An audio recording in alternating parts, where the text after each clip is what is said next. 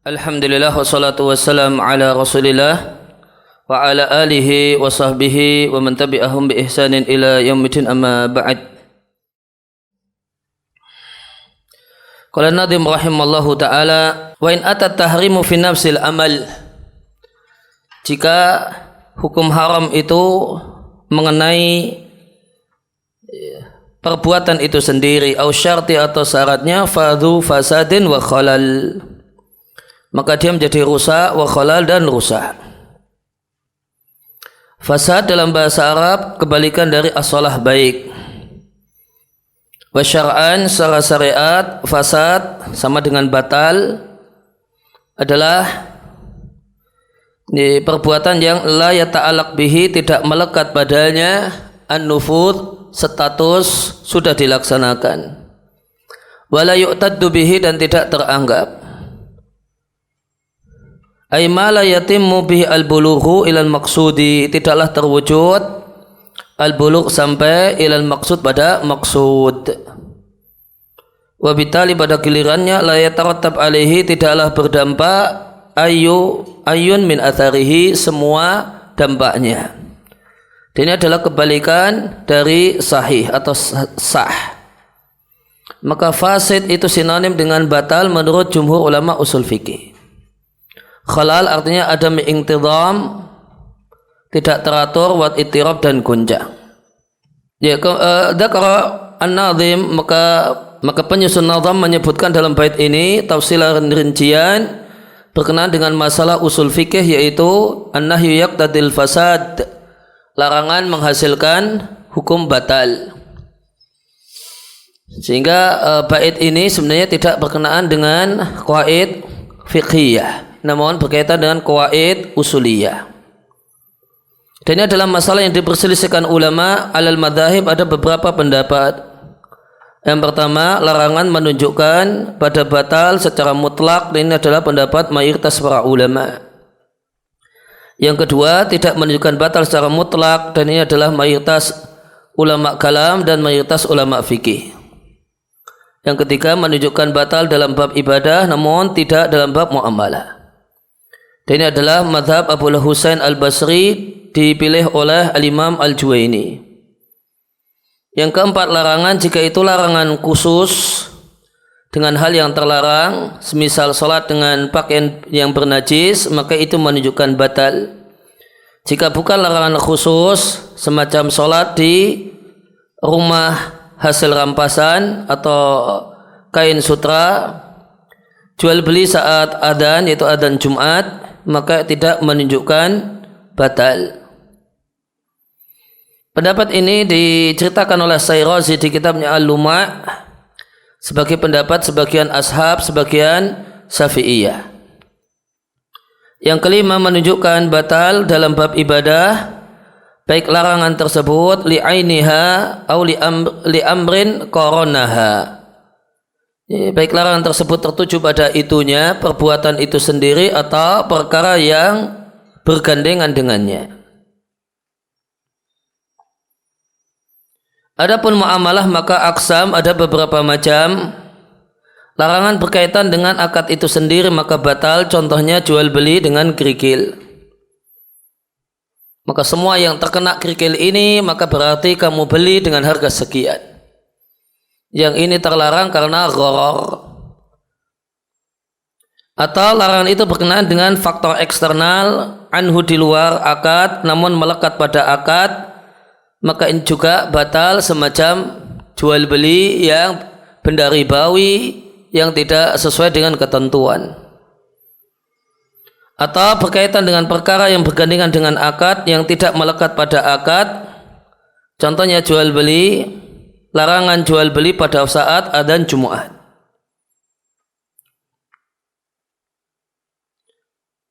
Maka fahadal qismu la yadullu alal fasad, maka macam ini, mungkin macam yang ketiga, tidak menunjukkan batal, dan ini pendapat yang dipilih oleh Baydawi dan sejumlah ulama peneliti. Maka jika larangan itu berkenaan dengan zat perbuatan dan berkaitan dengan salah satu rukunnya atau salah satu syaratnya, maka dia batal dengan sepakat ulama, karena Itu bukan fi'la ya, berarti li'annan nahya yaqtadil fasada, karena larangan itu menyebabkan batal. Semacam larangan Nabi SAW untuk salat setelah salat subuh sampai terbit matahari, maka yang dilarang adalah salatnya. Maka seandainya ada seseorang yang salat tanpa sebab, bukan salat dzatul asbab, namun salat sunnah mutlak, maka salatnya batal. Demikian juga larangan puasa di dua hari Idul Fitri dan Idul Adha, maka yang dilarang adalah puasanya itu sendiri. Maka jika ada seorang yang puasa pada dua hari ini, maka puasanya batal. Adapun jika larangan itu berkenaan dengan faktor eksternal di luar zat ibadah dan syaratnya, semacam sorban yang haram, mungkin dari sutra, maka itu tidak mengapa, dalam artian tidak merusak dan membatalkan ibadah. Maka fahamilah ilahnya adalah karena dia di luar zat ibadah dan syaratnya. Karena sorban bukanlah syarat dari zat ibadah dan bukan syaratnya. Wali anal imamah, dan karena sorban bukanlah syarat dalam sholat, karena sah sholat tanpa sorban. Dan larangannya tidak berkenaan dengan sholat itu sendiri, maka jadilah ini tidak mewajibkan batalnya sholat. Ya, maka intinya sebagaimana yang disampaikan oleh An-Nazim, bahasanya larangan atau hukum haram itu menyebabkan batal jika yang dilarang adalah perbuatannya itu sendiri atau syaratnya.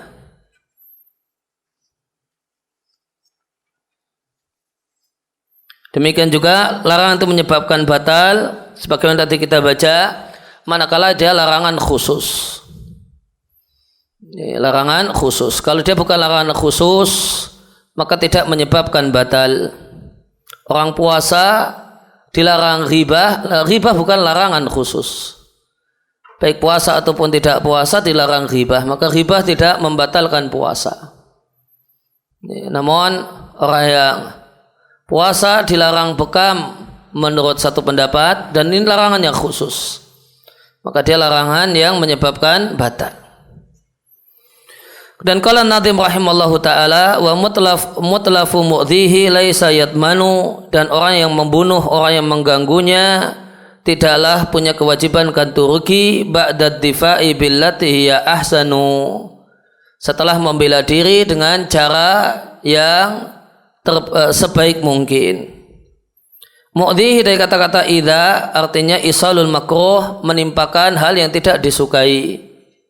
Doman artinya komitmen untuk iwat, memberikan ganti, waraddul mithli, dan mengganti dengan yang semisal.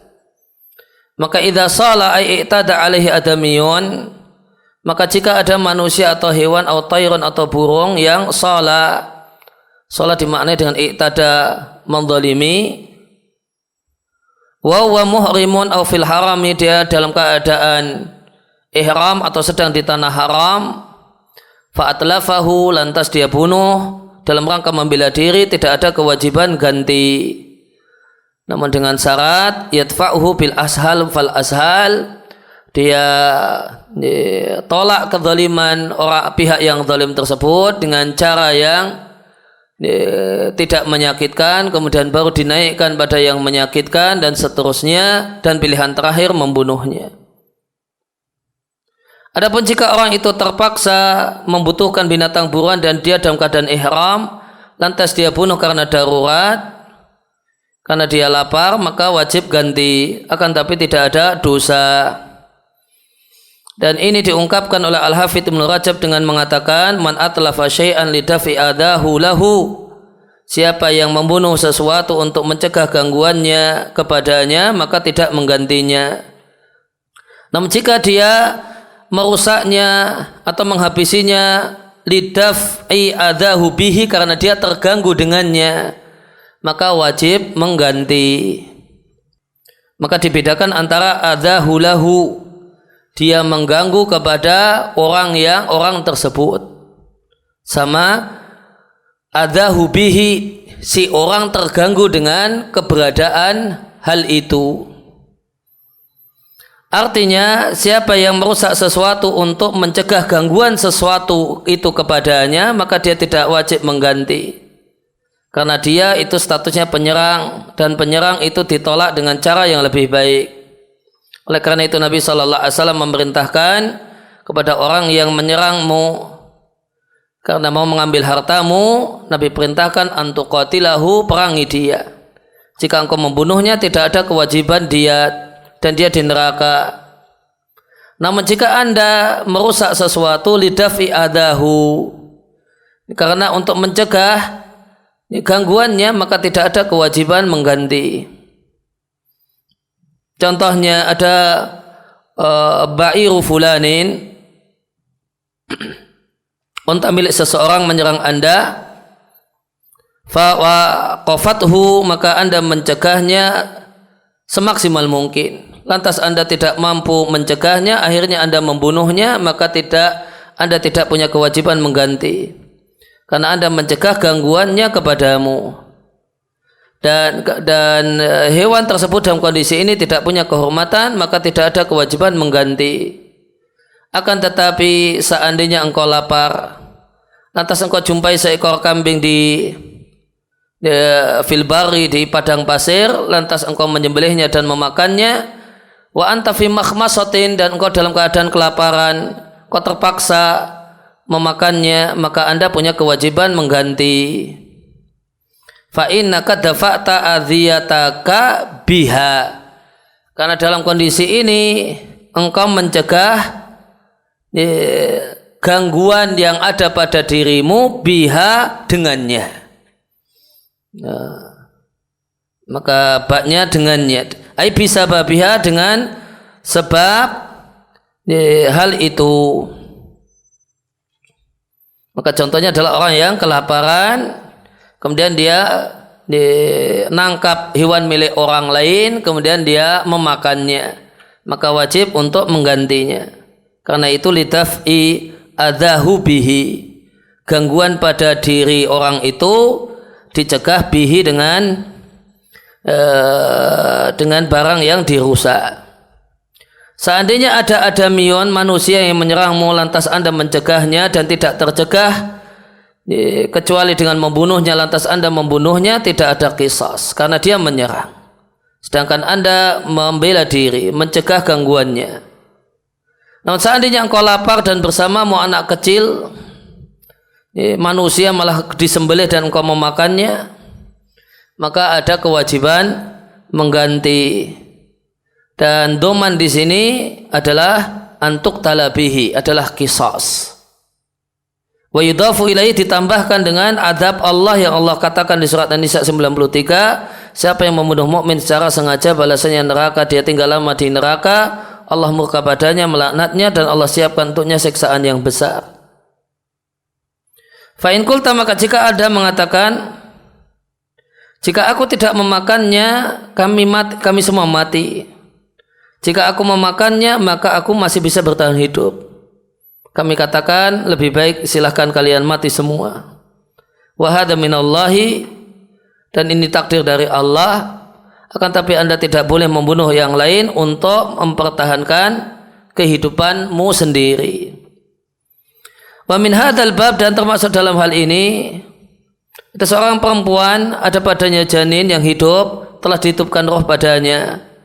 Lantas para dokter mengatakan, jika anak ini tetap ada di perutmu, maka engkau dan dia akan meninggal dunia. Maka di sini dikatakan engkau tidak boleh menggugurkannya.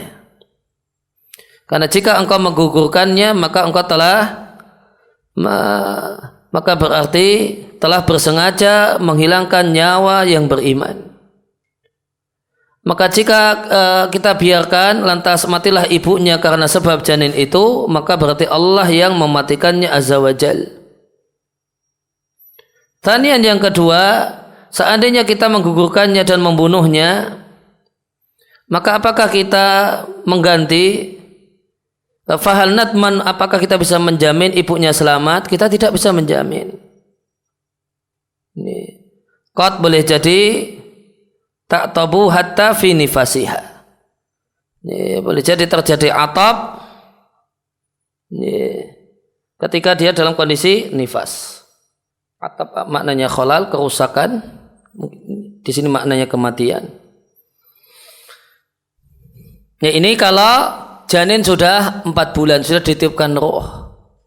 Kemudian dokter mengatakan ini jika janin dipertahankan akan menjadi sebab kematian ibu.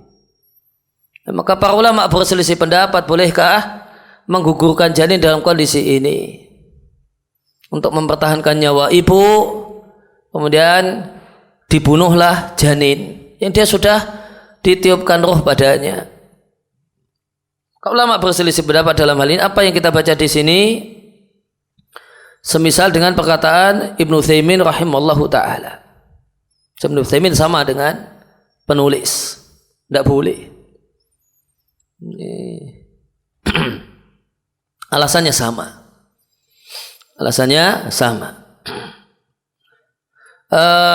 Namun sebagian ulama yang lain diantaranya adalah Qarar Majma' Fiqh Islami itu membolehkan.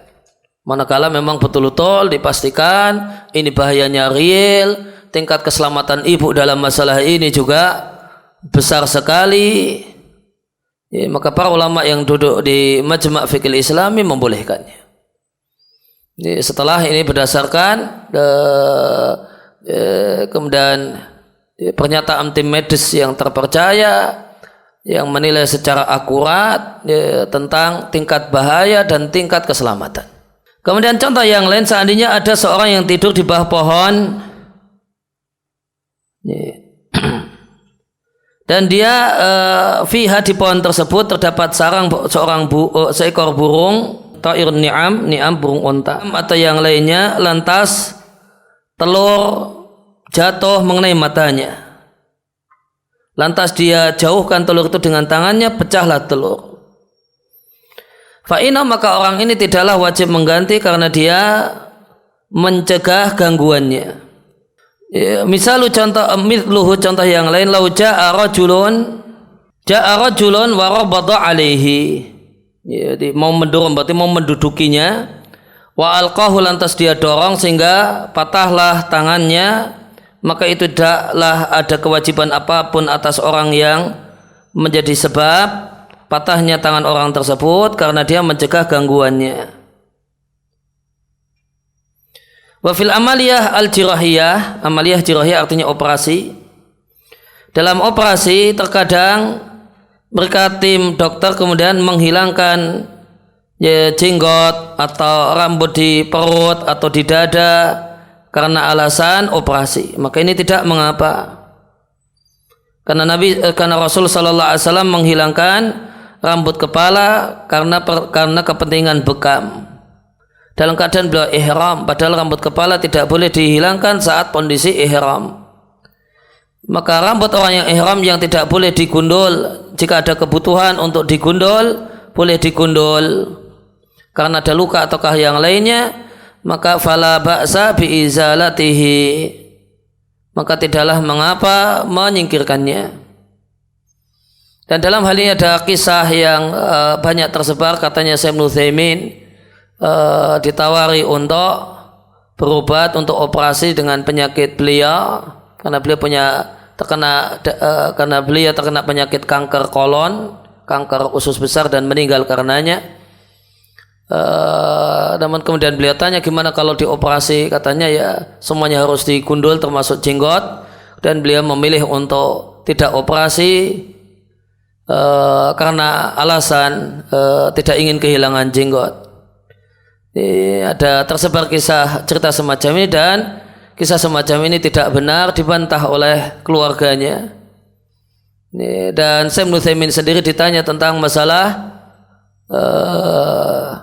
cukur jenggot karena alasan operasi, jenggot dicukur karena alasan operasi, dan beliau membolehkannya. Kemudian masih kaidah usuliyah, qala Nadhim rahimallahu taala, wal al tufidul kulla fil umumi fil jam'i wal ifradi kal alimi. Alif lam itu menunjukkan makna al kulla seluruhnya, fil umumi dalam makna umum. Baik al itu melekat pada isim jama' ataukah mufrad, contohnya al-alim. Maka An-Nazim rahimahullah syara'a memulai penjelasan beberapa kata yang mengandung kesimpulan makna umum. Am dalam bahasa Arab artinya sumul amrin muta'addidin, mencakup perkara yang berbilang, baik dia lafaz ataupun yang lain. Secara istilah al-lafz adalah lafaz li jami' ma yasluhu lahu, yang mencakup semua yang layak untuk tercakup, bihasabi mawdi'alahu, sebagaimana maknanya secara bahasa. Dan ini adalah kaidah penting yang diperlukan oleh al-mutafaqih, orang yang belajar fikih tentang agama Allah. Maka al itu menghasilkan makna umum, baik dia masuk pada isim mufrad ataukah jamak, maka dia menghasilkan makna istighraq, keseluruhan, mencakup semua maknanya. Bagaimanakah di isim mufrad kok bisa tafi al-kulla, memberikan makna keseluruhan?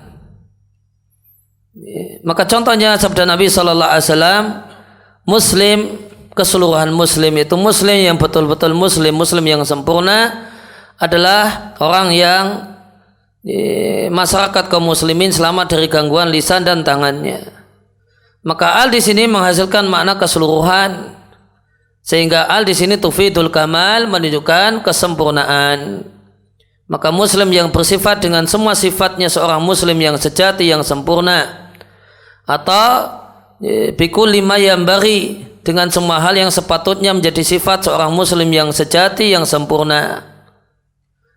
Dan maksudnya bukanlah keseluruhan orang Islam, namun keseluruhan sifat-sifat seorang muslim. Contoh yang lainnya, al masuk pada isim mufrad, innal insana lafi khusrin, semua manusia dalam kerugian. Maka kata-kata al-insan di sini mencakup semua anggota manusia, karena ada istisna, sehingga kita keluarkan dari kalimat yang seandainya bukan karena pengecualian maka wajib masuk dalam kalimat. Contoh yang lain, innal insana khuliqa halu'a, manusia tercipta dalam keadaan keluh kesah. Jika tertimpa musibah dia keluh kesah, dan jika dia mendapatkan kebaikan dan nikmat, manu'a, dia pelit. Contoh yang lain, Allah menghalalkan semua jual beli dan mengharamkan ar-riba. Dan contoh alif lam yang masuk pada isim mufrad adalah masuknya alif lam pada nama-nama Allah dan sifatnya. Maka setiap kali alif lam masuk pada nama Allah atau sifat Allah, afadat, maka berikan faedah keseluruhan maknanya dan mencakupnya, wa balaghat, dan mencapai nihayatahu, puncaknya. Contohnya al-hayyu al-qayyum, artinya zat yang memiliki hidup yang sempurna, al-mustalzimah, yang mengharuskan semua sifat dzatiyah. Sedangkan al-qayyum itu mengharuskan semua, mencakup semua sifat fi'liyah. Oleh karena itu sebagian ulama mengatakan Ismullahi al-a'zam, nama Allah yang teragung, yang jika disebut akan menyebabkan Allah akan mengabulkan doa, adalah al-hayyu al-qayyum. Karena terkumpul dalam al-hayyu al-qayyum semua sifat Allah. Karena al-hayyu itu mengharuskan tercakup di dalamnya semua sifat dzatiyah. Sedangkan al-qayyum, zat yang mengurusi dirinya sendiri dan makhluknya, maka tercakup di dalamnya semua sifat fi'liyah. Al-alim, zat yang ilmunya sempurna, mencakup semua objek pengetahuan. Rahman ar-rahim adalah zat yang memiliki kasih sayang yang luas, mencakup seluruh makhluk. Al-ghani, zat yang memiliki kekayaan yang sempurna, yang mutlak dari semua sisi. Al-ali al-a'la, zat yang tinggi, yang mutlak dari semua bentuk. Demikian juga al-azamah, al-kibriya, keagungan, al-jalal, al-jamal. Kemarin telah kita jelaskan beda antara al-jalal, sifatul jalal, dan sifatul jamal. Jalal itu sifat-sifat Allah yang menyebabkan takut dan mengagungkan dan memuliakan, sedangkan jamal sifat-sifat Allah yang menyebabkan hamba itu cinta kepadanya. Alhamdulillah, wal qis ala hadza, dan kiaskan dengan hal ini nama-nama dan sifat yang lainnya. Inilah pendapat mayoritas ulama Syafi'i, Ahmad, Ibnu Burhan, Abu Ishaq As-Sairazi, Wa naqalahu dan dinukil oleh Al-Amidi sebagai pendapat Al-Aktsarin. Dan ini adalah juga pendapat penulis As-Sa'di rahimallahu taala. Semua mereka yang disebut tadi mengatakan al itu tufidul umum. Maka yang dibahas di sini adalah masalah al menghasilkan makna umum. Yang menyelisih hal ini adalah Ar-Razi dan mayoritas pengikutnya yang mengatakan bahasanya alif lam ketika masuk pada isim mufrad tidak menghasilkan umum. Mereka beralasan yang mengatakan tidak menghasilkan umum jika ada orang yang mengatakan aku memakai as-sauba, aku meminum al-ma'a, maka tidaklah terbetik dalam pemahaman kalau al-ma' dan as-saub itu istighraq, mencakup semua. Kemudian kalau secara makna itu bisa maknanya jamak, maka berarti bisa dikasih na'at jamak. Namun ternyata isim mufrad yang kemasukan alif lam tidak bisa diberi na'at berupa jamak. Tidak bisa ja'ani ar-rajul al-qisar, namun al-qasir yang pendek. Takallama berbicara al-fata al-fudola, namun al-fadil yang mulia. Alasan yang ketiga, mufrad isim mufrad yang diberi alif lam tidak bisa diberi takkid dengan takkid yang digunakan untuk isim jamak. Misalnya ja'ani ar-rajul kulluhum ajma'un, tidak bisa. Fahasilul masalah, kesimpulan permasalahan, maka isim mufrad semacam ucapan ar-rajul afdalu minal mar'ah wa dinar khairum minad dirham, maka kalau semacam ini dia adalah alfadzul umum. Karena yang dimaksudkan adalah jinsur rijal, jenis laki-laki, jenis dinar, bukan anggotanya. Nah, permasalahan ini mashubatun bi adilatiha, diiring dengan dalil-dalilnya dan diskusi tentangnya secara rinci ada dijumpai di kitab Al-Mahsul karya Al-Razi, Al-Mu'tamad karya Basri, Al-Qawaid wal Fawaid Usuliyah karya Ibnu Liham, Muswaddah karya keluarga Ibnu Taimiyah. Kesimpulannya, isim mufrad jika diberi alif lam itu yufidul umum, manakala isim tersebut adalah ismul jinsi, adalah isim jenis semacam al-insan. Kalau bukan isim jenis as-saub, maka tidak menghasilkan makna umum. Kemudian sebagaimana dikatakan oleh Sa'di, dia mengatakan perkataan yang thayyibah yang bagus, seandainya kaidah ini tidaklah memiliki faedah kecuali dalam topik yang mulia ini, yaitu nama dan sifat Allah, cukuplah ini bagi kemuliaan dan keagungan bagi kaidah ini. Contoh maksudnya alif lam pada isim jamak firman Allah Ta'ala, ya ayyuhan nasu antumul fuqara ilallah, wahai sekalian manusia, kalian adalah orang-orang yang fakir pada Allah, dan Allah adalah zat yang maha cukup dan maha terpuji. Contoh yang lain, ya ayyuhan nas, wahai semua manusia. Ini alif lam ketemu jamak an-nas. Ittaqu rabbakum, bertakwalah kalian pada Rabb kalian. Maka tercakup dalam seruan ini semua manusia. Ya ayyuhalladzina amanu, termasuk dalam seruan ini semua orang-orang yang beriman. Innamal musyrikuna najasun, hanyalah orang-orang musyrik itu najis, tercakup di sini semua musyrik. Innamal a'malu binniyat, ini ya umum mencakup semua amal badan, amal dengan harta, amal ibadah ataukah amal maddi, materi. Dan dalil hal ini adalah ijma' sahabat ala ifadati dzalika al-jam'a la lil umumi. Dalilnya adalah kesepakatan para sahabat bahasanya ala ifadati, itu kurang titik, ala ifadati dzalika al-jam'i lil umum, itu mungkin lanya yang harusnya tidak ada. Bahasa jamak yang seperti itu menghasilkan faedah umum.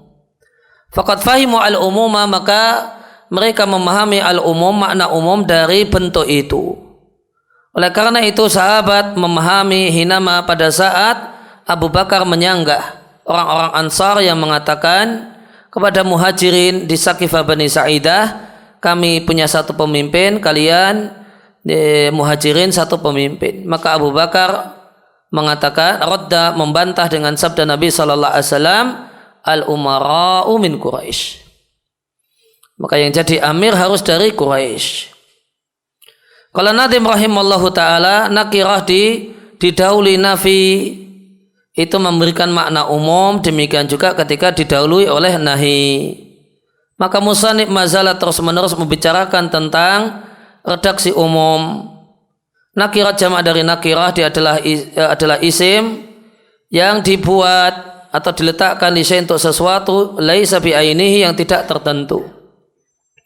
Dan dia bisa menerima dimasuki alif lam.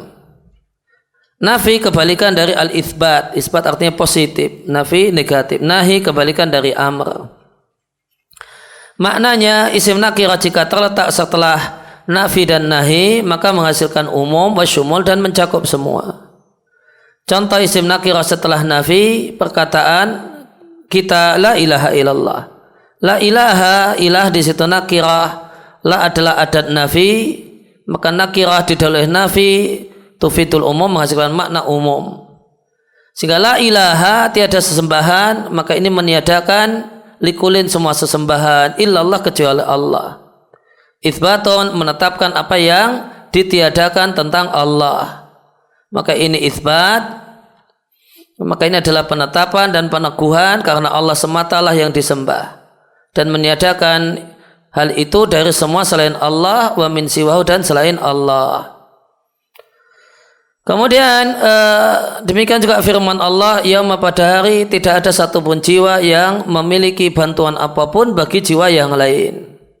Maka ini ya kulla nafsin mencakup semua jiwa dan syai'annya mencakup semua bentuk bantuan apapun. Demikian juga wala yuhituna bi syai'in min ilmi illa bima syaa. Mereka tidak bisa mengetahui secara sempurna sedikit pun ilmu Allah kecuali yang Allah kehendaki. Lanya nafi yuhituna bi syai'in, syai'in ada nakirah. Syai'in nakirah. Maka mereka tidaklah meliputi sedikit pun dari ilmu Allah. Tsumma istasna kemudian dikecualikan dari tidak mampu meliputi bi ayyi syai'in sesuatu apapun dari ilmu Allah kecuali yang Allah kehendaki. Contoh di hadis sabda Nabi sallallahu alaihi wasallam, Allah tidak menerima salat tanpa bersuci.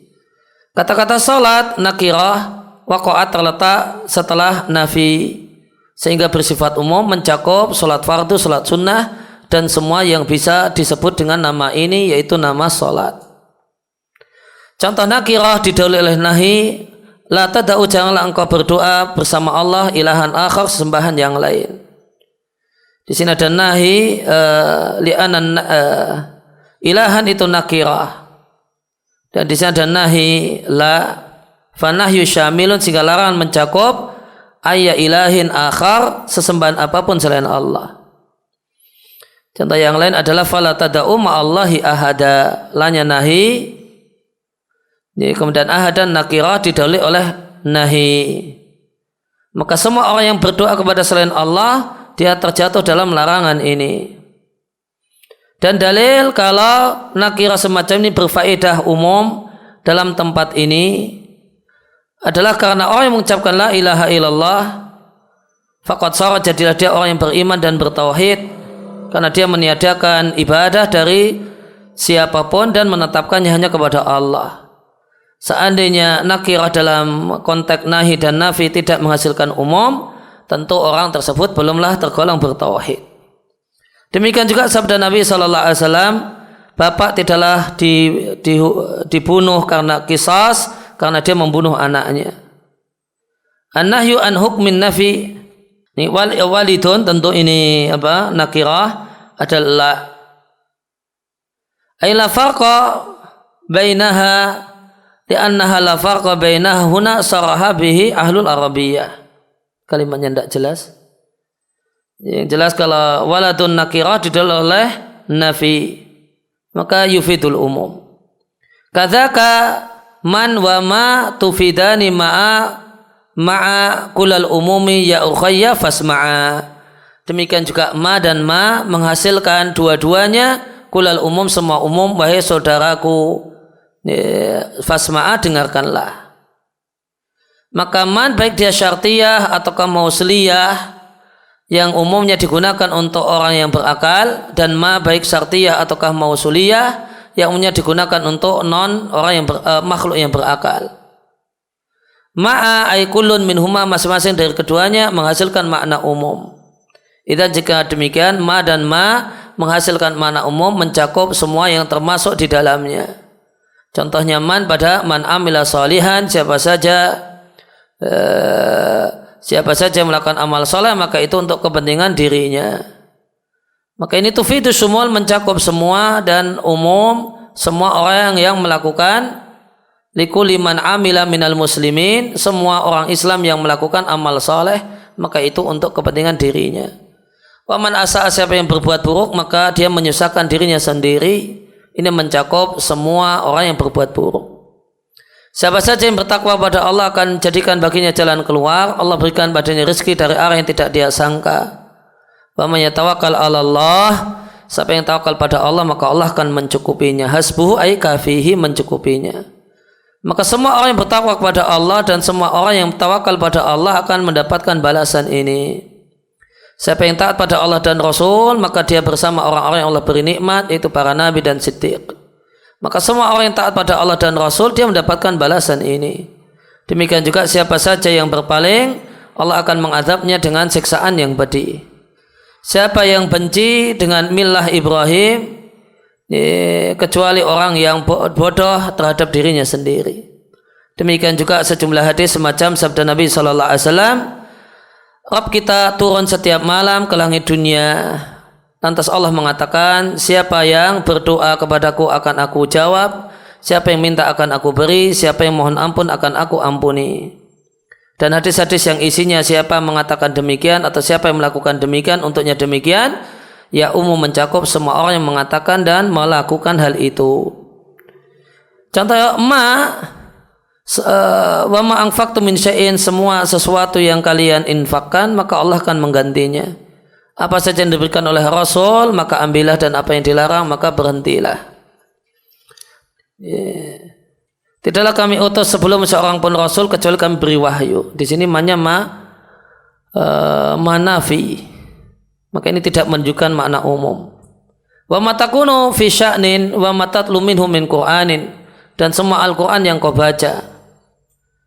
Wa ma ya'zubu, tidaklah hilang dari Rabbmu min thqali dzarratin, seberat satu dzarrah di bumi, tidak pula di langit, tidak pula lebih kecil dari itu atau lebih besar, kecuali tercatat dalam catatan yang jelas, yaitu Lauhil Mahfuz.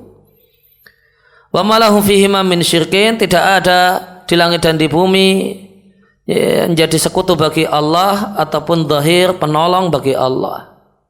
Maka renungkanlah ayat-ayat ini dan yang semakna, terbuka bagimu pintu yang agung berupa pintu pemahaman terhadap teks. Kemudian dalam bait ini terdapat faedah yang bagus dari Syekh. Beliau menjadikan penuntut ilmu yang diajak bicara seperti saudara kecilnya, karena ya ukhayya, wahai saudaraku yang tersayang, saudara kecilku yang tersayang.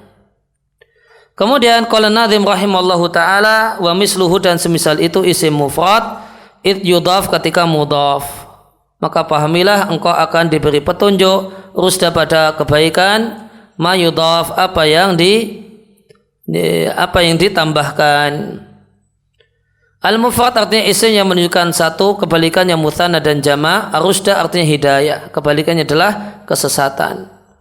Kata bayarin rusdud, sungguh telah jelas petunjuk minal ghai, dan sesat. Makna bait mufrad mudhaf mencakup semuanya dan mencakup semua maknanya. Contohnya wa amma bi ni'mati rabbika fahaddits, semua nikmat Rabbmu maka ceritakanlah. Nikmat itu kata mufrad menunjukkan satu nikmat. Idza kana wahdaha, ketika dia sendirian tanpa idhofah. Akan tapi ketika diidhofahkan pada Rabbuka, asbat, jadilah dia mencakup dan menunjukkan semua nikmat yang nampak ataupun tersembunyi, nikmat agama ataupun nikmat dunia. Wa in ta'udu, jika engkau menghitung nikmat Allah, la tuhsuha. Nikmat di sini mufrad, jika dia sendirian tanpa idhofah maka dia hanya menunjukkan satu nikmat. Namun ketika diidhofahkan kepada Allah, iktasabat, maka dia menghasilkan makna umum karena idhofah. La tusuha, kalian tidak bisa menghitungnya. Maka kata-kata tidak bisa menghitungnya dalam menunjukkan kalau ini adalah nikmat yang luas, bukan satu nikmat. Iktasabat dzalika, maka menghasilkan makna itu minal idhofah, karena idhofah. Jadilah dia mencakup semua nikmat agama dan dunia. Ya ibadi, wahai hamba-hambaku, kata-kata ibadi jamak, dia idhofah kepada ya.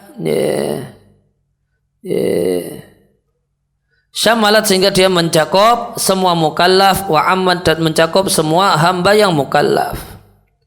Subhanallah di asra bi abdihi, ini mufrad mudhaf abdihi. Maka ini mengisyaratkan kalau Nabi SAW telah menunaikan semua tugas-tugas penghambaan. Wa minas sunnati, kurang titik, di hadis sabda Nabi SAW, siapa yang berwudu seperti wuduku ini, kemudian dia sholat 2 rakaat, kemudian dia tidaklah ngobrol dengan dirinya sendiri dalam 2 rakaat tersebut, maka diampunlah dosa-dosanya yang telah lalu. Dzambihi mufrad mudhaf.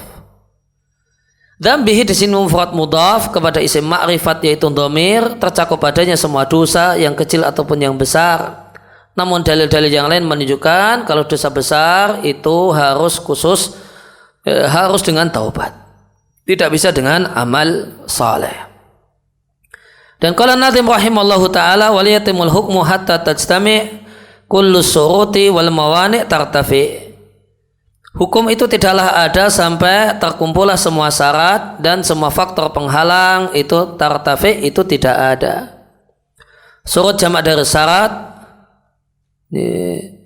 Kalau surut itu jamak dari syartin, roknya disukun. Kalau syarat roknya di fathah, maka jamaknya asrat, artinya tanda. Ada ungkapan asratu sa'ah, artinya tanda-tanda kiamat. Maka kalau syartun roknya disukun, artinya harus. Kalau syaratun roknya di fathah, artinya tanda. Nanti syaratun jamaknya asrat, syartun jamaknya surut. Mawani jamak dari mani. Mani adalah sesuatu yang yalzam, harus. Kalau mani ada, maka al-adam, yang terlarang, yang dilarang, yang kemasukan mani itu jadi tidak ada. Wala yalzam, non tidak mesti, kalau maniknya tidak ada, yang kemasukan mani itu tidak mesti ada. Tidak mesti ada ataukah tidak ada karena zatnya. Supaya jelas, contohnya haid. Haid itu mani penghalang sahnya sholat. Fayalzam, maka harus min wujudi, adanya haid, tidak ada keabsahan sholat. Non tidak mesti min adami, jika tidak ada haid, tidak mesti ada keabsahan sholat atau tidak ada keabsahan sholat. Ini ada haid, maka tidak ada sholat. Ini tidak ada haid, belum tentu ada sholat. Boleh jadi adanya tidur atau yang lainnya. Nah, tidak mesti ada sholat.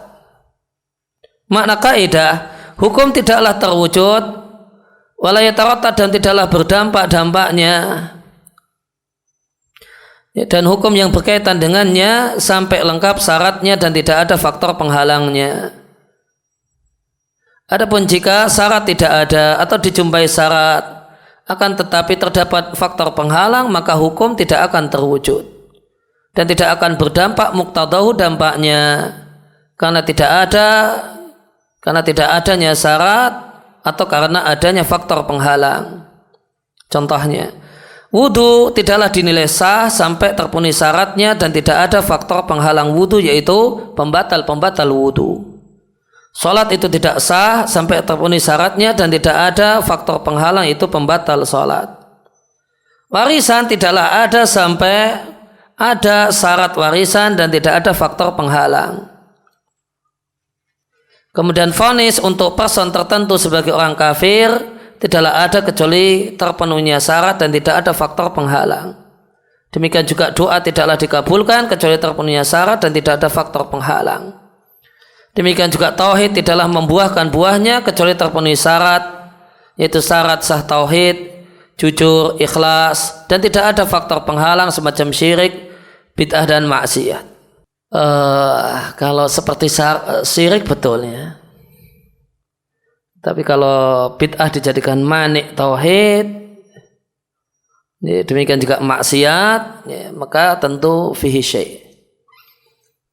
Karena bid'ah dan maksiat ya tidak menghilangkan tauhid, namun mengurangi kadar tauhid. Juga tadi ada yang kelewatan ingin saya komentari tentang daf'us sa'il tadi.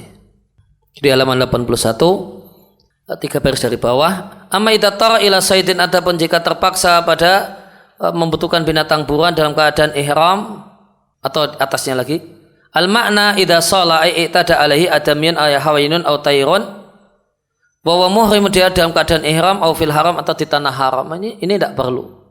Dalam keadaan ihram atau di tanah haram ini tidak perlu. Ini berlaku umum, baik ihram ataupun tidak, baik dalam keadaan di tanah haram ataupun tidak. Maka jika ada yang menyerang, membela diri sampai membunuhnya, tidak mengapa. Tidak ada kewajiban ganti rugi. Namun tidak boleh membela diri kecuali dengan ashal fal ashal. Tidak boleh bela dirinya langsung bunuh, namun mengelak, kemudian baru dinaikkan sampai akhirnya tidak ada pilihan kecuali harus membunuh, baru boleh membunuh. Nah, kemudian qala Nadim rahimallahu taala,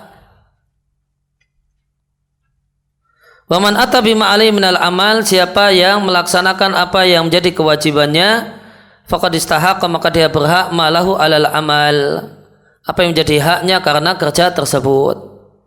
Istahaqqa artinya berhak untuk mendapatkan upah.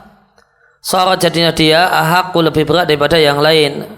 Makna bait, seseorang jika dia melaksanakan amalnya di kewajibannya dan telah sempurna dan selesai, maka dia mendapatkan upah yang ditentukan untuknya.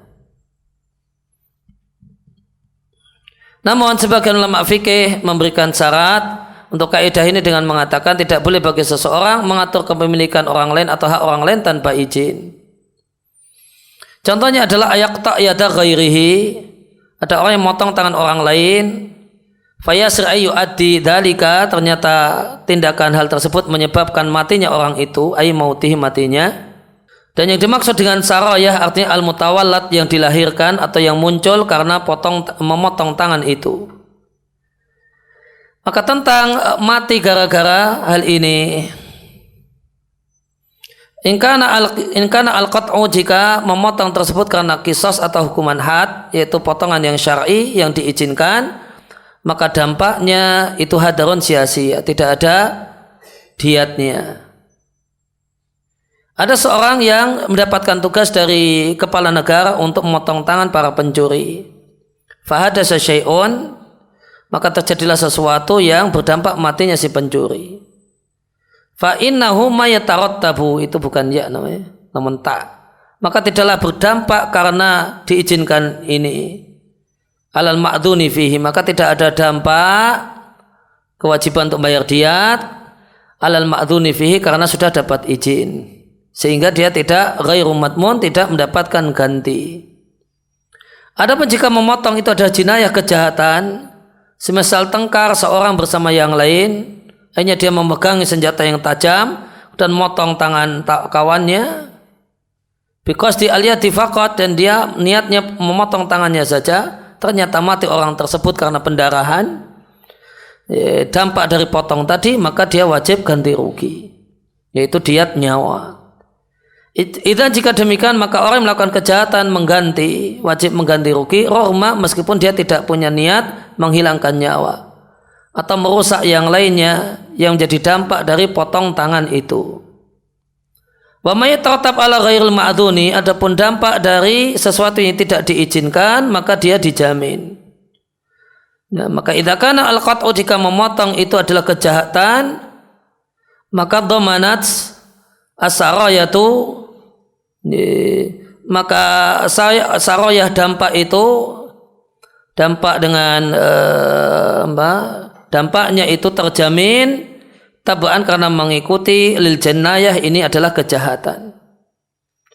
Demikian juga seandainya ada orang yang ingin lewat di hadapan seorang yang sedang sholat, maka Anda mengerjakan sholat dan Anda memiliki sutrah, datanglah orang yang ingin lewat di hadapan Anda dan sutrah Anda. kemudian Anda tolak orang tersebut sampai afdha ila talafihi, menyebabkan talafihi, hancurnya dirinya, didorong ke jungkel, mati. Atau talafi ba'di, atau rusak sebagian anggota tubuhnya, ada yang patah. Ini karena dia ngeyel mau lewat, dicegah sampai ada yang patah tangan atau yang lain, maka tidak ada kewajiban ganti rugi karena mendorong di sini satu hal yang diizinkan oleh syariat. Adapun jika dia mendorongnya fi musyajaratin, dalam pertengkaran, atau karena mau naik muasalat kendaraan, dorong-dorongan, dia mendorong yang lain supaya bisa mendahului, tsumma talafa, kemudian ada yang mati, hadasalahu isobatun, terjadilah bencana, maka wajib ganti rugi karena itu tidak diizinkan oleh syariat. Dalika as-suluk as-sayyi, tindakan yang jelek itu. Contoh yang lain adalah orang yang meletakkan batu di pinggir jalan atau menggali sumur di pinggir jalan, kemudian mati karenanya orang atau hewan. Maka orang yang bikin galian itu adalah orang yang zalim. Fi'luhu litaghrib, perbuatan dia untuk merusak atau tanpa syarat yang telah ditentukan untuk keselamatan banyak orang, domina, maka dia wajib ganti rugi.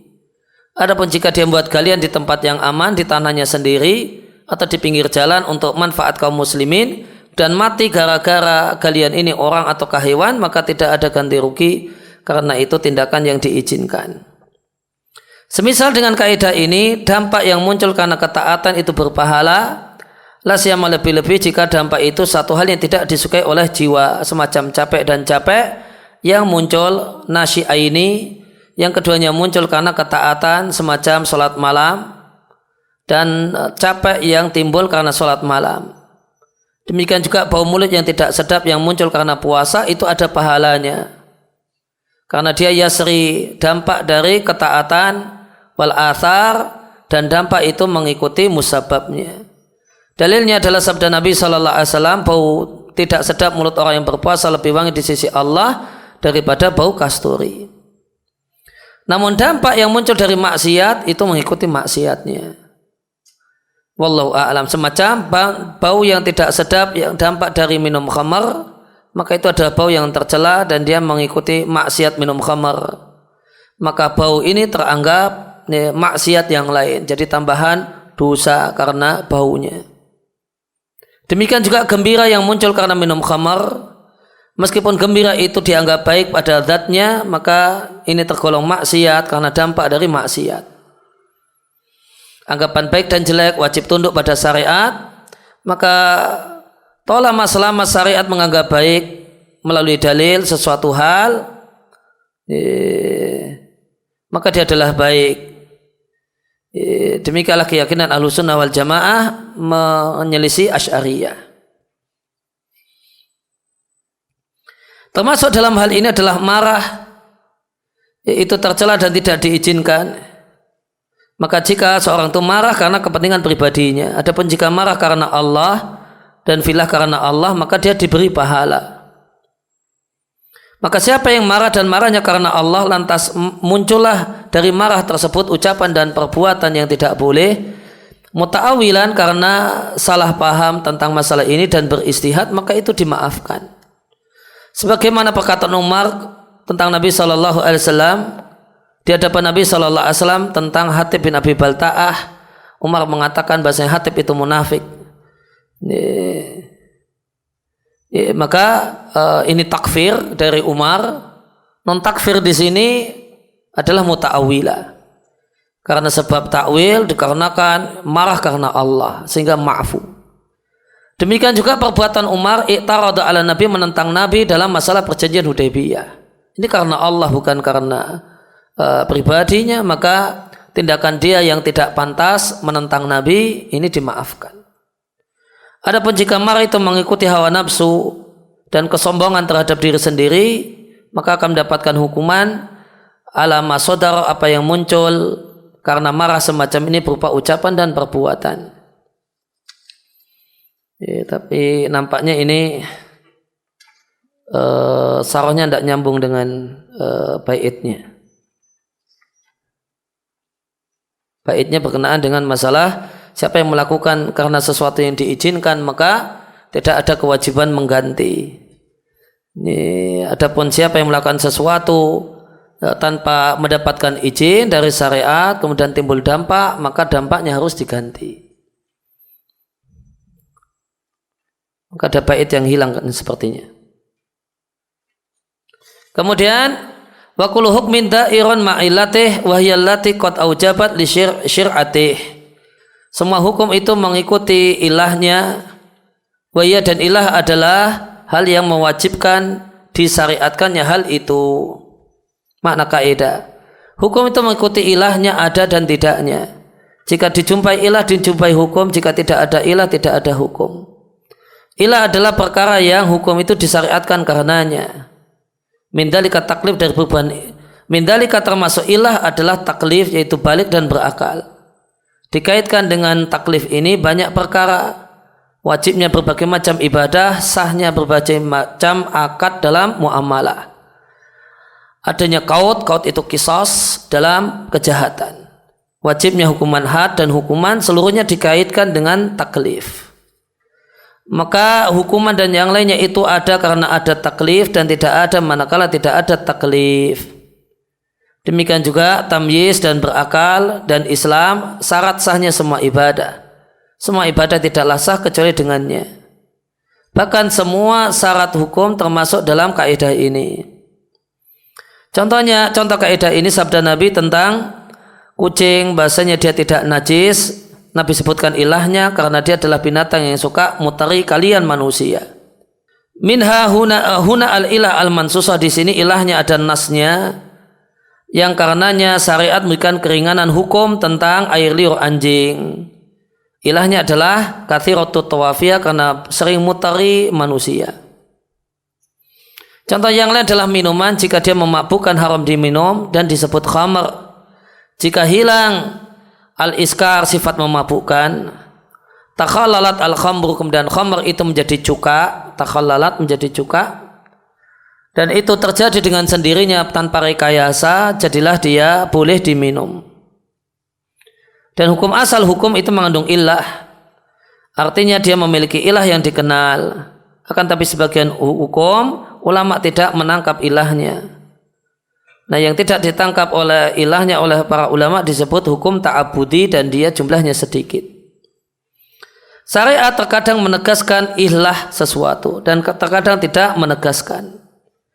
Nah, terkadang syariat membiarkan ilah disimpulkan oleh para ulama dan ilah yang umum, sebagaimana ilah terjadinya riba untuk 6 benda yang ada di hadis. Kemudian wa kullu syartin lazimul lil aqidi fil bai'i wan nikahi wal maqasidi illa surutan halat al muharrama au aqsuhu fabatilatun fa'lama. Semua perjanjian itu mengikat pelaku perjanjian, baik perjanjian jual beli, pernikahan ataupun hal-hal yang menjadi maksud yang lainnya, kecuali klausul perjanjian yang menghalalkan yang haram atau sebaliknya mengharamkan yang halal, maka itu klausul perjanjian yang batil, ketahuilah. Namun di sini pensarahnya keliru. Wa qauluhu syartin, itu kemudian syaratnya dimaknai dengan syarat usuliyah. Ma yalzam min adamihi al-adam wa la yalzam min wujudihi wujudun wa la adamu li dzatihi. Ini syarat di bab fikih. Padahal syarat di sini maknanya adalah perjanjian. Bukan wudu syarat sah solat. Kalau wudu itu syarat sah solat berlaku di definisi ini. Yalzam harus min adamihi, tidak ada syarat yaitu wudu, al-adamu tidak ada solat. Wala yalzam, tidaklah mesti min wujudi adanya wudu, wujudun adanya solat atau tidak adanya solat. Tapi syarat di sini bukan syarat itu. Misalu dzalika wudu dikaitkan dengan solat, maka wudu syarat adanya solat yang syar'i, yang yatarattab, yang berdampak dengannya, berdampak dari solat yang syar'i tersebut dampaknya yaitu sah, mencukupi, kemudian menggugurkan kewajiban. Dan wudu bukanlah bagian dari hakikat sholat. Terkadang dijumpai wudu dan tidak dijumpai sholat. Itu syarat dalam bahasa fikih, namun bukan itu yang dimaksudkan dengan syarat. Atau para ulama fikih membedakan antara syartul bai' dan syartun fil bai'. Ini syartun nikah dan syartun fin nikah. Kalau syartul bai' itu seperti ini, syartus sholah yang berasal dari syariat. Kemudian kalau syartun fil bai' itu buatan orang, kesepakatan dari pelaku jual beli. Maka syarat yang kita bahas adalah syartun fi, bukan syartun titik-titik. Lazimun artinya wajib dipenuhi, lil aqid pelaku transaksi. Akad dalam bahasa Arab artinya ikatan, kebalikannya adalah al-hal lepas ikatan. Yutlaq akad digunakan dalam pengertian perjanjian, mithaq perjanjian, dan semua hal yang mengharuskan iltizam komitmen, baik melakukan sesuatu atau tidak melakukan sesuatu. Baik dalam bahasa Arab tukar menukar sesuatu dengan yang lain. Tukar menukar barang dengan barang disebut baik. Sebagaimana tukar menukar barang bin naqad dengan uang. Wa yuqalu li ahadil mutaqabilaini, dan disebutlah salah satu dari yang dipertukarkan mabi barang, sedangkan yang lainnya thamanun alat pembayaran. Secara syariat baik adalah tukar menukar harta dengan harta dalam bentuk tertentu. Nikah wa fil asl, dan asalnya nikah maknanya adalah akad nikah, dan terkadang digunakan nikah dalam pengertian jima kinayatan sebagai bahasa kiasan. Secara syariat nikah adalah akad ala istibahatil budai, membolehkan al-budai kemaluan, qasdan dengan niat, biwajhin syar'iyyin dengan bentuk yang syar'i. Maka nikah itu istibahah. Itu adalah akad untuk menyebabkan boleh, bukan menyebabkan memiliki. Maka kemudian anggapan suami istri kalau suaminya itu miliknya, sehingga semua, maka kemudian dianggap demikian, sehingga ketika suaminya poligami dianggap merebut miliknya. Itu tidak benar. Ya, definisi nikah itu bukan akad kepemilikan, namun istibahah, ya, akad membolehkan.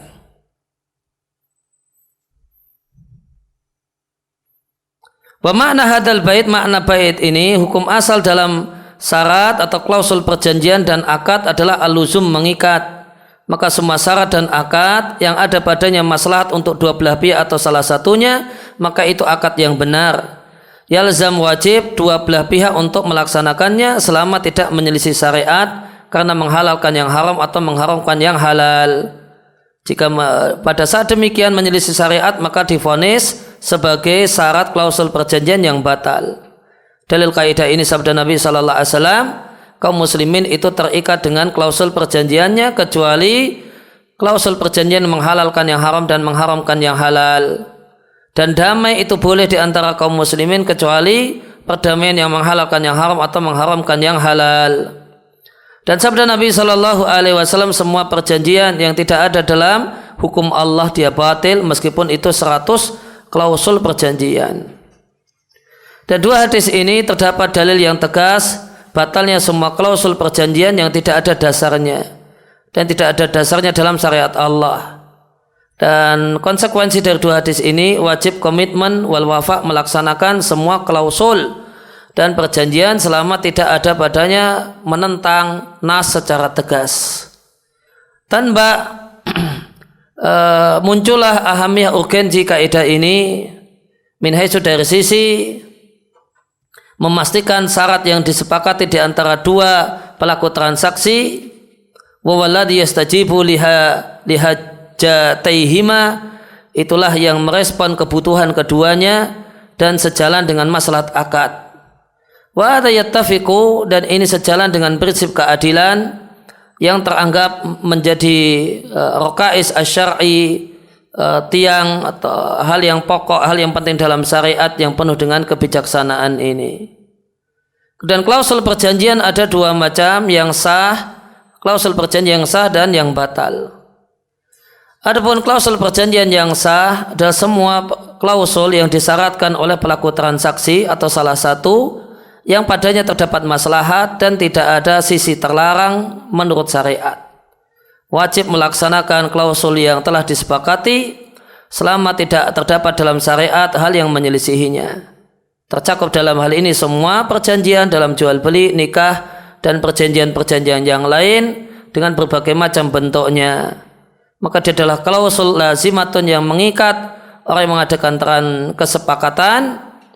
Dan jika salah satu pihak tidak melaksanakan bima alaihi, apa yang jadi kewajibannya minha dari klausul, maka boleh bagi pihak yang lain untuk membatalkan akad.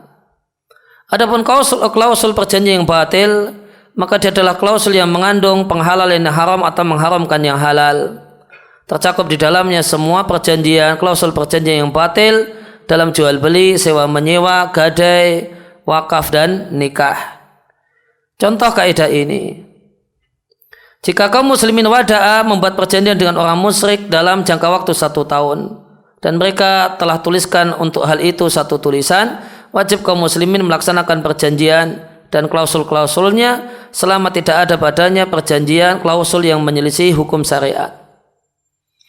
Contoh yang lain, jika orang yang berperang itu masuk ke negeri kafir harbi, dia dengan keadaan dia menunggang kuda, kemudian dia serahkan kudanya kepada seseorang supaya berperang dengan menaikinya dengan perjanjian bahwasanya jatah kuda itu menjadi milik sepemilik kuda, maka ini boleh. Karena ini adalah perjanjian yang cocok dengan hukum syariat. Bahwasanya jatah kuda itu untuk si kuda, berarti untuk si pemilik kuda. Contoh yang lain, jika orang-orang yang mengadakan perjanjian dari kalangan orang kafir dengan kaum muslimin, ya, fi amani ar-rusul alla ya'khudha al-muslimun minhu ad-daraib, yang mereka itu masuk karena jaminan aman, mereka bikin perjanjian agar kaum muslimin tidak mengambil pajak dari mereka.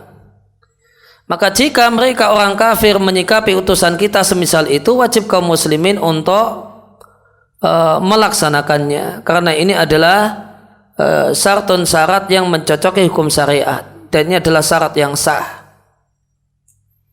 Ya, maka perlu diketahui di masa Umar itu jika ada barang masuk ke negeri Islam dari negeri kafir dikenai pajak 10%. Dikenai pajak 10%, pajak cukai. Maka cukai itu ada, namun untuk barang dari negeri kafir. Itu sunnah Umar. Itu sunnah Umar. Ada cukai namun dari barang dari produk orang kafir. Adapun produk kaum muslimin tidak ada. Ya, maka di sini disampaikan seandainya orang kafir yang mengadakan perjanjian di negeri Islam, mereka bikin perjanjian. Barang negeri kafir yang masuk ke kaum muslimin tidak dikenai pajak. Maka di sini disampaikan jika mereka juga bersikap sama, produk negeri kafir, produk kaum muslimin masuk ke negeri kafir tidak dikenai pajak, maka tidak apa-apa. Adapun perjanjian yang batil, contohnya seorang laki-laki menikah perempuan dengan syarat dia akan diperbolehkan mendatanginya di duburnya, di dubur si istri. Kemudian atau mempersyaratkan seorang suami atau calon suami pada istrinya, dia syaratkan mau menikahi namun tidak boleh pakai jilbab. Atau kemudian ayu jirsakson di akhar, seseorang itu menyewakan untuk orang lain satu sukoh, apartemen, ala dengan syarat digunakan apartemen itu yang disewa itu untuk judi. Kemudian bait selanjutnya qala nadhim rahimallahu taala tusta'malul qur'atu indal mubhami minal huquqi aw ila tazahumi. Berundi itu digunakan ketika ada ketidakjelasan hak atau ketika terjadi rebutan. Qur'ah dari kata-kata iqtira maknanya istiham, berundi. Mubham, ada satu hak namun tidak jelas atau hukumnya berkenaan dengan satu orang akan tapi tidak ditentukan. Semisal seorang pemilik budak mengatakan, aku merdekakan satu dari budak-budakku.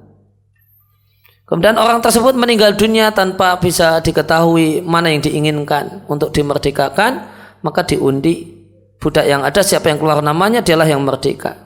Hukuk jamak dari hak, tazahum rebutan, tazahumul hukuk, rebutan terhadap satu hak tanpa ada alasan untuk menguatkan satu pihak. Makna bait ini, berundi al-Qur'an, inna annal Qur'ata, kurang titik itu. Terus tak malu digunakan secara syariat ketika tidak diketahui orang yang berhak atas satu hak. Karena tidak ada kelebihan yang satu daripada yang lain. Atau terjadi rebutan dalam satu perkara tanpa ada murajih.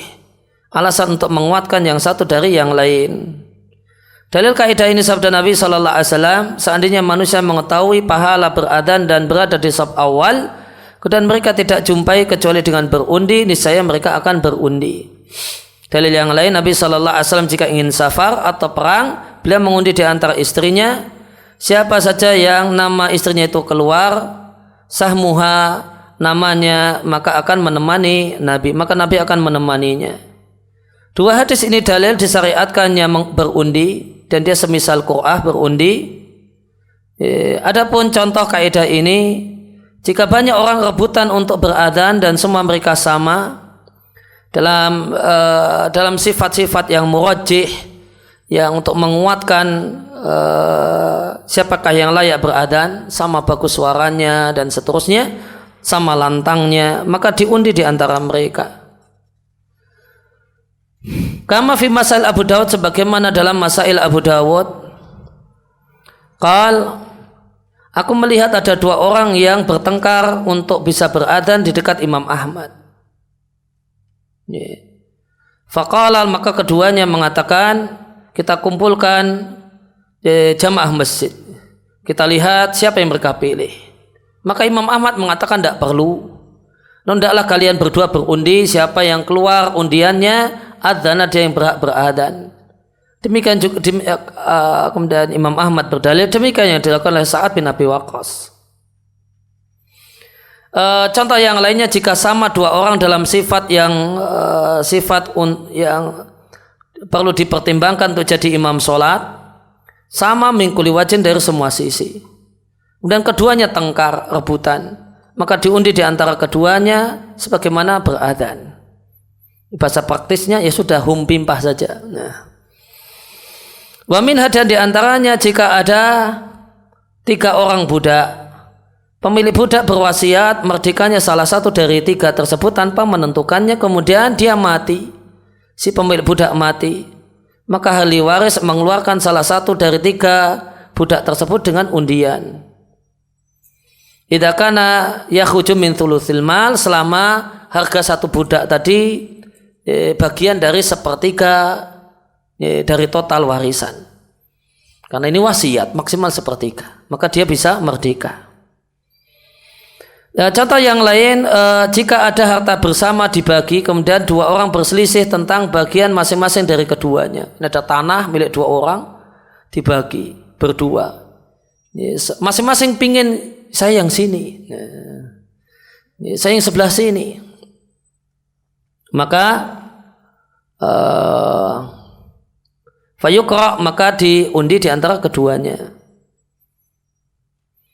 Jika tada ayat ainan laisa lihadima, demikian juga jika keduanya mengklaim satu benda yang tidak menjadi milik salah satu keduanya, wala biyadi man yada'iha, dan tidak di tangan orang yang mengklaimnya untuk dirinya sendiri, maka dia berundi. Jika ada seorang suami mencerai salah satu dari istrinya dan dia punya 4 istri, dia tidak tentukan wanita yang dicerai bi'ainiha secara spesifik, atau telah dia tentukan namun lupa, maka diundilah di antara 4 istri. supaya diketahui siapakah yang tercerai dan supaya ditentukanlah satu dari keempat tersebut supaya jatuh padanya at-talaq. Dan contoh-contohnya banyak sekali di bab fikih, maka siapa yang ingin tahu lebih banyak bisa melihat Qawaid Ibnu Rajab di kaidah ke-160. Kemudian qala Nazim rahimallahu taala wa in tasawal al amalani ijtama'a wa fi'lun ihdahuma fastami'a. Jika sama dua amal istama'a, keduanya berkumpul, maka wa fi'lu ihdahuma, maka cukup kerjakan salah satu, fastami'a, dengarkanlah. Arti kaidah jika terkumpul dua amal jenisnya sama dan bentuknya sama, tadakhala, keduanya saling tumpang tindih, maka cukup salah satu tanpa yang lain. Kaidah ini disebut dengan tadakhul an-niyat, niat double. Ibnu Rajab mengatakan tadakhul niat itu ada dua macam.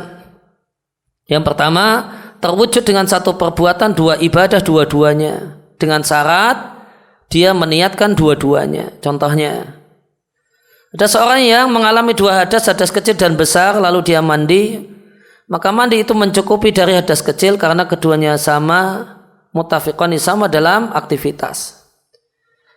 Ada seorang muslim masuk ke masjid untuk sholat fajar, yaitu sholat qobliyah subuh. Fahunaka, maka ada 2 rakaat sunnah qobliyah. Demikian juga dia ingin sholat tahiyatul masjid. Tidak cukup waktu kecuali untuk 2 rakaat. Fa idza sholat ratibah, maka jika dia niat sholat rawatib, maka dia telah mendapatkan apa yang diinginkan karena 2 amal ini satu jenis.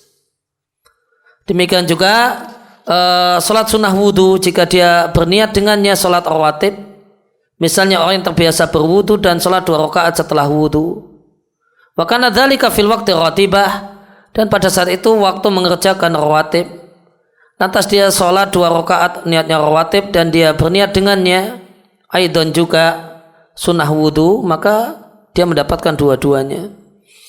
Demikian juga orang yang berumrah, jika dia tawaf umrah, maka itu sudah mencukupi dari tawaf kudum, tawaf kedatangan di kota Mekah. Orang yang haji qarin cukup baginya untuk haji dan umrahnya 1 tawaf dan 1 sa'i. Macam yang kedua, ayasulalahu ibadatani, dia mendapatkan 2 ibadah dengan 1 niat dan gugur ibadah yang lainnya. Contohnya, jika seorang itu masuk masjid dan iqamah telah dikumandangkan, maka hendaklah dia sholat berjamaah dan gugur darinya perintah untuk sholat tahiyatul masjid. Jika seorang itu mendapatkan imam dalam keadaan rukuk, maka hendaklah dia bertakbir untuk takbiratul ihram dan gugur darinya kewajiban takbir rukuk kalau dalam pandangan mazhab Hambali. Maka dalam pandangan mazhab Hambali, takbir intiqal itu wajib, dan menjadi sunnah dalam satu kasus, yaitu takbir untuk rukuk saat makmum masbuk mendapati imamnya dalam posisi rukuk. Kemudian jika orang yang berumrah tiba di Mekah dan tawaf untuk umrah, gugur darinya kewajiban tawaf kudum. Contoh yang lain, jika jamaah haji menunda tawaf ifadah, tawaf haji sampai waktu dia meninggalkan Mekah, lantas dia tawaf, maka gugur darinya kewajiban tawaf wada menurut salah satu pendapat Imam Ahmad. Karena yang jadi maksud adalah akhirul ahdi, waktu yang terakhir adalah dengan tawaf mengelilingi Ka'bah. Waqad hasolat, ini telah didapatkan. Namun pendapat Imam Ahmad ini berbeda dengan Syafi'iyah. Kemudian qala Nazim rahimallah, semua yang tersibukkan maka jangan disibukkan. Contohnya barang yang telah tergadai, wal musabbal, dan yang telah diwakafkan.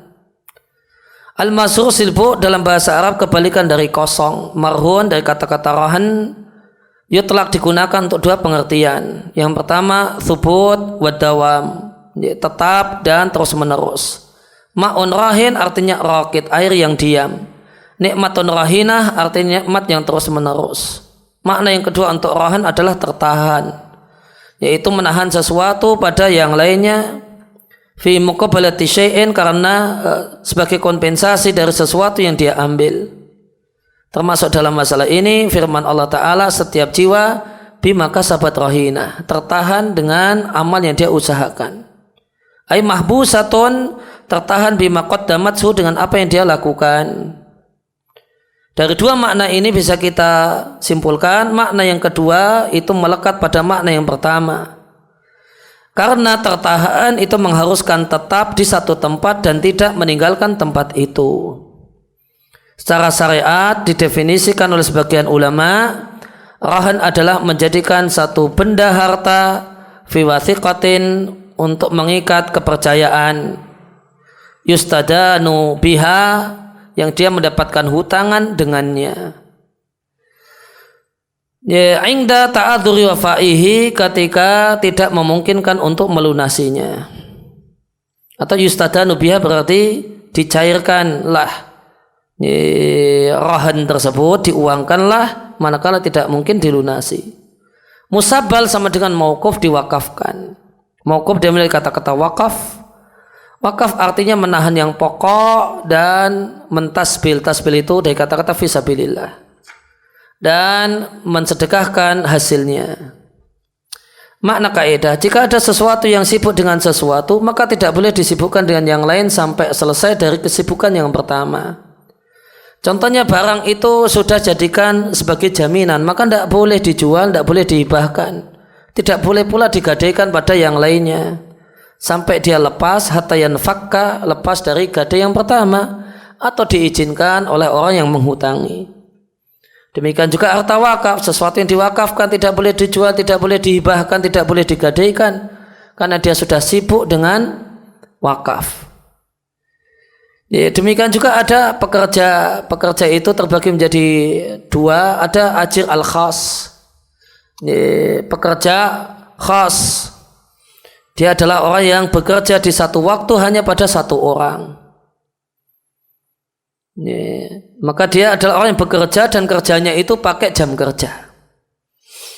Wa man istujira zamanan, dia adalah orang yang dipekerjakan pakai waktu. Jam sekian sampai jam sekian kerja sama saya. Misalnya 1 hari atau 1 jam dan semacam itu, li amalin, untuk satu pekerjaan. Maka dia tidak boleh memanfaatkan, menyibukkan jangka waktu tersebut li ghairi man, untuk kepentingan selain orang yang mempekerjakannya. Karena waktunya telah menjadi hak orang yang mempekerjakannya dan sibuk dengannya. Lain hanya dengan ajir am. Ya, orang yang bekerja dengan orang lain namun telah ukurnya adalah pekerjaan. Ya, bukan waktu. Yang dia jual adalah selesainya proyek, yang dia jual selesainya kerjaan. Maka namanya ajir am. Ya, orang yang mungkin kerja laundry, maka di satu waktu dia kerja pada banyak orang. Dan yang dia jual adalah selesai kerjaan. Kalau ajir khas, yang dia jual adalah jam kerja.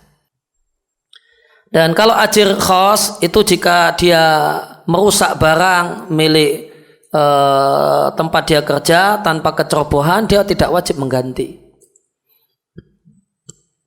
Dia ajir khas memperbaiki gendeng.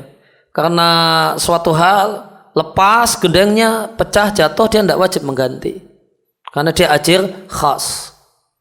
Tapi kalau ajir am, maka semua kerusakan apapun alasannya wajib ganti,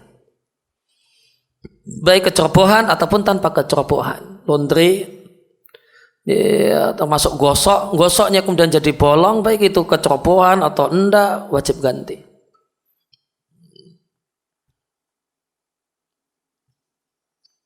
Maka kemudian misalnya paket pengiriman barang itu ajir am. Paket pengiriman barang itu ajir am. Maka ketika barang yang dikirim ini rusak, mau keteledoran mau bukan keteledoran, wajib ganti secara hukum fikih. Karena dia ajir am.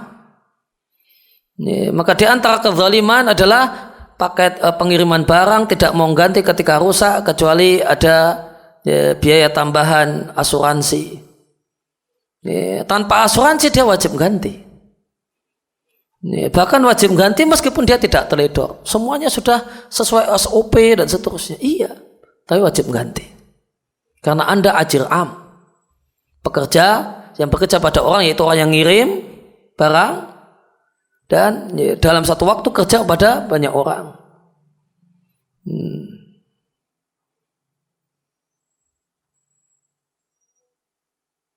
Ya kecuali sopir mobil ekspedisi. Ya. Kalau sopir mobil ekspedisi kan dia kerja sama satu orang, yaitu bos ekspedisinya. Maka ada masalah kalau dia tanpa kelalaian, dia tidak wajib ganti. Demikian juga barang benda yang disewakan tidak boleh disewakan sampai selesai masa sewa awal. Maka semua yang disibukkan dengan satu kewajiban tidak boleh disibukkan dengan yang lain sampai selesai kewajiban yang pertama. Demikian juga firman Allah Ta'ala, dan wal muhsanatu minan nisa, wanita yang telah muhsanat, wanita yang menjadi suami orang lain, itu wanita yang haram dinikahi. Kenapa? Karena wanita ini telah sibuk dengan pernikahan. Maka bagaimanakah dia mau dinikahi oleh laki yang lain? Fala yasluh, maka tidak bisa. Maka dia itu haram untuk dinikahi tahrim mazawaji karena dia masih jadi istri orang. Kalau dia sudah menjanda, maka boleh dinikahi oleh orang yang mau menikahinya. Maka setiap istri yang memiliki bersuami, maka dia mahram, ya, muharramah, tidak boleh dinikahi selama dia jadi istri orang karena dia telah sibuk. Walaula annaha masghulatun, seandainya bukan karena disibukkan dengan akad nikah pertama, tentu boleh bagi Anda untuk menikahinya. Kemudian qala Nazim rahimallahu taala, man yuaddi an akhihi wajiba, siapa yang membayarkan kewajiban orang lain, lahu ruju'ud, dia boleh minta ganti. Innawa, jika dia berniat untuk minta ganti, yutaliba, menuntut ganti. Makna bait ini, semua orang yang menunaikan hak kewajiban orang lain, yaitu dainan, utang yang menjadi kewajiban orang lain, dan dia berniat arruju alaihi, minta ganti. Rujuk di sini artinya minta ganti. Rujuk jangan selalu diartikan kembali, pusing nanti kalau semuanya serba kembali. Rujuk di sini artinya minta ganti. Fala yarji alaihi, fa inna yarji alaihi, maka dia bisa minta ganti, dan wajib bagi orang yang telah dibayari mengganti apa yang telah dibayarkan. Ya, maka utang ada dua macam. Utang yang perlu niat fi'il ada untuk pembayaran. Contohnya utang zakat, utang kafarah yang belum dibayar, maka tidak sah seorang itu membayarkan utang orang lain kecuali dengan izinnya. Li'anna al-ada huna, karena pelaksanaan pembayaran di sini tidaklah menggugurkan dari orang yang berkewajiban karena memerlukan niat dia. Perlukan niat dia. Kemudian ada utang yang tidak perlu niat untuk pembayarannya. Itulah semua utang kepada manusia. Utang manusia itu dain itu lebih luas daripada qarat. Dain itu maknanya adalah semua kewajiban finansial yang belum dibayarkan. Itu dain. Dia lebih luas daripada qarat. Qarat ya terjemah bebasnya kita pinjam duit. Ini terjemah sederhananya dan bebasnya pinjam duit. Dain itu tidak, dain itu lebih luas daripada qarat. Qarat itu bagian dari dain. Maka yang tidak perlu niat dalam pembayarannya adalah semua dain. Contoh dain qarat, pinjaman uang, salam. Salam di sini ada dain, dainnya dain barang. Karena transaksi salam itu uang duluan, barang belakangan. Maka ada dain, yaitu dainnya berupa barang yang belum diserahkan, yang harus diserahkan pada waktu yang telah ditentukan. Terus itu salah cetak, itu harusnya thamanus sila', harga barang yang dibeli tidak tunai, kredit atau non kredit namun tidak tunai, maka ini dain dan bukan qarat. Contoh yang lain adalah nafkah istri yang belum dibayar, itu jadi dain suami. Dain dari suami. Kalau suami plus makan duit istri, maka nanti bayarnya double. Dia kena PHK 6 bulan, dinafkahi istrinya. Makan duit istrinya, maka nanti dapat pekerjaan, maka dia pertama nafkah, punya uang utang nafkah 6 bulan. Yang kedua, dia makan duit istrinya wajib ganti. Dia makan pakai duit istrinya, tabungan istrinya atau yang lainnya wajib ganti. Demikian juga nafkah kerabat, ya, tentu menurut madhab yang mengatakan kerabat wajib nafkahi, yaitu Hanabilah. Hanabilah mengatakan bahasanya saudara itu wajib dinafkahi jika dia miskin dan saudaranya memiliki harta yang berlebih. Adapun Syafi'iyah, nafkah yang wajib cuma al-usul wal furu', ke atas dan ke bawah. Bapak, ibu, kakek, anak, cucu, itu yang nafkah yang wajib. Ke samping kakak, adik tidak wajib dinafkahi. Namun kalau mau berbuat baik ya boleh-boleh saja dan baik-baik saja. Tidak wajib bukan berarti tidak boleh. Tidak wajib bukan berarti tidak boleh. Wa yadkhulu fi hadza, dan termasuk dalam hal ini adalah qada'u, pembayaran yang dilakukan oleh penjamin wal kafil dan penjamin alal matmun anhu, untuk orang yang dia jamin. Walam ya'dzan, dan fil doman, dan dia tidak mendapatkan izin dalam penjaminan, tidak pula dalam kafalah penjaminan, tidak pula dalam pembayaran. Ini karena la yahumu, tidaklah penting minta izin kepada orang yang berhutang. Ya, maka ada namanya kafil. Ada seorang berhutang kepada, ada A berhutang pada B. B kurang percaya dengan A, saya katakan, utangi dia wahai B, saya jaminannya. Maka ketika jatuh tempo A tidak bisa melunasi, maka B nagih saya wajib bayari. Terus gimana saya? Saya punya, karena ini akadnya doman, saya punya hak untuk minta ganti. Minta ganti sama si A. Wahai A, utangmu udah saya lunasi. Ini tolong kamu segera melunasi. Itu namanya akad doman atau akad kafalah. Maka hakikat akad doman itu menghutangi si A. Saya pada hakikatnya ngutangi A. A sudah jatuh tempo, tidak bisa bayar, maka saya bayari. Maka hakikatnya saya ngutangi si A. Maka pada hakikatnya si A sekarang berhutang kepada saya. Oleh karena itu dalam akad kafalah tidak boleh ada fee. Oleh karena itu dalam akad kafalah dan akad doman itu tidak boleh ada fee. Kenapa? Kalau fee riba. Karena hakikatnya saya itu ngutangi si A. Karena utangnya si A yang sudah jatuh tempo diminta oleh si B untuk lunasi, belum bisa lunas, saya ngelunasi. Maka hakikatnya saya ngutangi si A. Maka saya tidak boleh dapat tambahan, tidak boleh dapat fee karena akad kafalah. Nah, di sini disampaikan untuk kafalah tidak harus mendapatkan izin si A. Tadi mana? Wala ya'dzan fid doman wala fil kafalah. Tidak pula ada keharusan minta izin ketika ketika kafil itu ngelunasi utangnya si A. Tidak harus ngomong dulu, telepon dulu, ini utangmu saya lunasi ya, tidak harus. La yahuma, tidak penting minta izin kepada orang yang berhutang. Wa hadza kullu, ini semua jika pada saat membayar dia nawa arujua, niat untuk minta ganti. Itu sih menghitung apa yang telah dia bayar dari saudaranya. Namun jika dia tidak niat untuk minta ganti, maka pahalanya tanggungan Allah dan dia tidak boleh minta ganti kepada orang yang dia bayari. Yang terakhir qala Nadhim rahimallah, wal wazi' at-tabai anil asyani kal wazi' syar'i bila nukrani. Pencegah yang bersifat alami untuk melakukan maksiat seperti pencegah syar'i tanpa pengingkaran. Wazi' artinya manik, pencegah. At-tabai nisbat kepada taba'.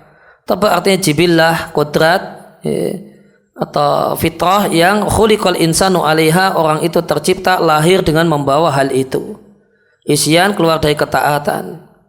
Wa asluhu, makna asal dari isyan adalah ayatamanna'a bihasahu, mencegah dengan tongkatnya. Makna bait al-wazi' anisyai' itu artinya al-mujib, yang mengharuskan untuk meninggalkan sesuatu. Makna bait ini sebenarnya Allah haram ma'ala ibadihi, mengharamkan untuk hambanya sebuah hal yang haram untuk menjaga mereka. Allah pasang untuk mereka ala tarkiha, supaya meninggalkan yang haram, wazi'at, faktor pencegah tabi'iyah, yang faktor pencegah ini bersifat alami dan fitrah, dan ada faktor pencegah yang syar'i.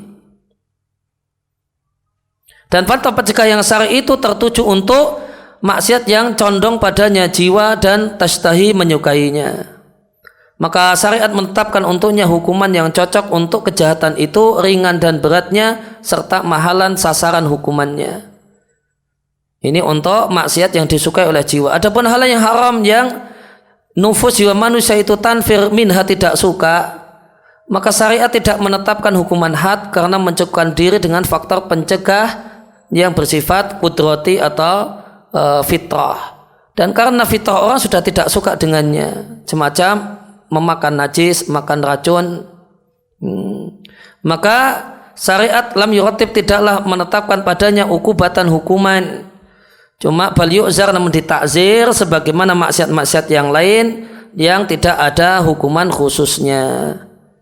Kemudian penutup, walhamdulillah ala tamami fil bad'i wal khitami wad dawami, segala puji milik Allah atas selesai di awal dan di penutup dan seterusnya. Dan salat bersama salam syai'in yang luas untuk sang Nabi dan sahabatnya serta orang-orang yang mengikutinya. Maka hamdanillah, segala puji milik Allah di awal kegiatan dan penutupnya, karena Allah telah memberikan kemudahan ibtidaan di awal, wa yassara, dan memudahkan itmamaha, selesainya khitaman, sehingga khitaman selesai, istidamatan, terus menerus pujian tersebut, min asbabi ziyadah, adalah di antara sebab tambahan nikmat, tambahan karunia Allah, kemurahan Allah. Walhamdulillah alal umuri, dan segala puji milik Allah atas berbagai macam perkara, itu menyebabkan keberkahannya dan berkembangnya, nama berkembangnya, terjaganya dari berbagai macam penyakit, wayujib, dan menyebabkan kesempurnaan pengambilan manfaat dengannya. Dan setelah memuji Allah, saniya atau thanna itu tanpa alif, menomorduakan salat untuk Rasul, yaitu sanjungan untuk Rasul di hadapan malaikat. Kemudian summa ba'du, kemudian setelahnya adalah sahabat, dan telah lewat makna hal tersebut. Kemudian dilanjutkan dengan tabi'in dan orang-orang yang datang setelah mereka mengatakan Rabbana fir lana wa li ikhwanil ladzina sabaquna bil iman. Tabi' dan tabi'i adalah orang yang berjumpa dengan sahabat dalam keadaan beriman dengan Nabi dan meninggal di atas iman meskipun diselai oleh kemurtatan menurut pendapat yang paling kuat. Walhamdulilladzi bi ni'matihi tatimmus shalihat. Segala puji milik Allah yang dengan semata-mata karunia-Nya terwujudlah segala kebaikan dan harapan. Demikian, wa sallallahu ala nabiyina Muhammadin wa ala alihi wa sahbihi wa sallam, wa da'wana alhamdulillahi rabbil alamin. Subhanaka Allahumma wa bihamdika asyhadu an la ilaha illa anta astaghfiruka wa atubu ilaik.